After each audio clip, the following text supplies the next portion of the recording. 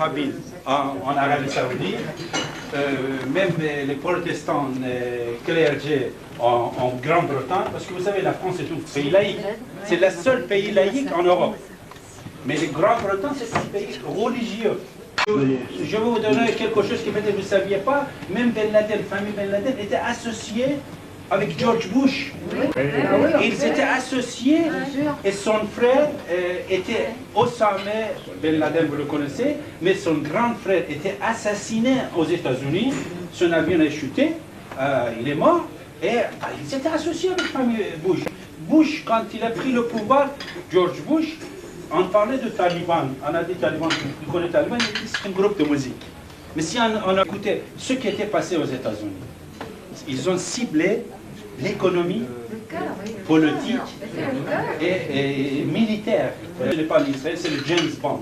Vous allez plaisanter, mais vous savez très bien, le seul pays dans le monde qui justifie ces actes terroristes dans les autres pays, c'est le Britannique avec le film de James Bond. Vous voyez, James Bond, c'est l'agent 007, mais c'est un secteur de police secrète qui existe et exécute. Chez moi, 2 fois, ils ont fait des coups d'État en Iran.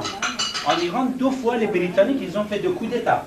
C'est-à-dire, ils ont renversé l'État.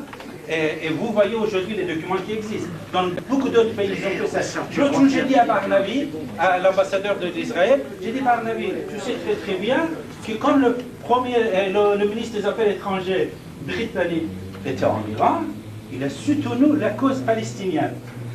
Il a soutenu la cause palestinienne et comme Ronald Douma il a dit même il a précisé là-bas en Iran, il a dit le terrorisme il vient d'Israël. Il fallait qu'on règle le problème d'Israël avec les Palestiniens.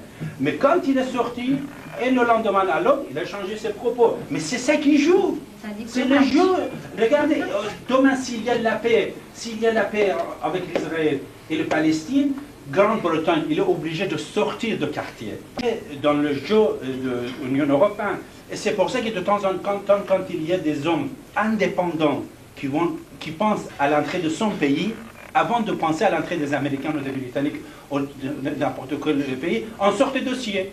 Comme on a sorti pour le Ronald Reagan, que c'était rien du tout. Vous voyez, c'est-à-dire, si tu es indépendant, tu es patriote, c'est interdit. Il faut que ce soit mondial, comme il dit, international, en faveur des Britanniques en plus.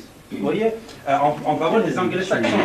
Et les politiques étrangères des Américains, ça fait par les Britanniques. C'est-à-dire, même les Britanniques, ils sont ministres des Affaires étrangères des Américains, parce que les Américains ne connaissent rien. Regardez, avant le 11 septembre, moi je suis au courant, parce que j'étais plusieurs fois aux États-Unis, invité par le Sénat pour donner des conférences et tout ça. Quand ils me posent des questions, je vois une personnalité assez importante, un sénateur, il me pose des questions, il ne connaît rien sur l'Iran ni sur l'Afghanistan. Il ne connaît rien. Regardez, l'exemple que je vous ai donné, c'est la vérité.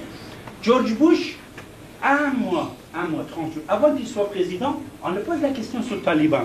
Est-ce que monsieur, vous connaissez le Taliban? Il dit oui, c'est un groupe de musique. C'est pour ça que le problème de Palestine, comme Ronald Douma l'a dit aujourd'hui, il faut que ça soit réglé sans entrer dans les jeux qui nous préparent. Ce sont des jeux. Parce qu'aujourd'hui, si vous tuez Ben Laden, comme il a dit, demain il aura 50 Ben Laden. Si vous tuez Yasser Arafat, demain les enfants, il y a une expression perse, il dit si tu tues un enfant, même Rabin il a dit ça, même Rabin il a dit, on a dit pourquoi tu vas serrer la main de Arafat? Il a dit puisque chaque individu qu'on tue, qu'il est palestinien, nous fabriquons 100 kamikazes contre nous. Il va venir, il ne voulait pas la guerre. Aujourd'hui, Sharon, chaque foyer qu'il détruit, là-dedans, comme Israël l'a dit, il fabrique 100 kamikazes. Sharon, peut-être c'est un bon général, mais ce n'est pas un bon diplomate. Il faut mettre des diplomates dans la tête des gouvernements. Voilà. Merci.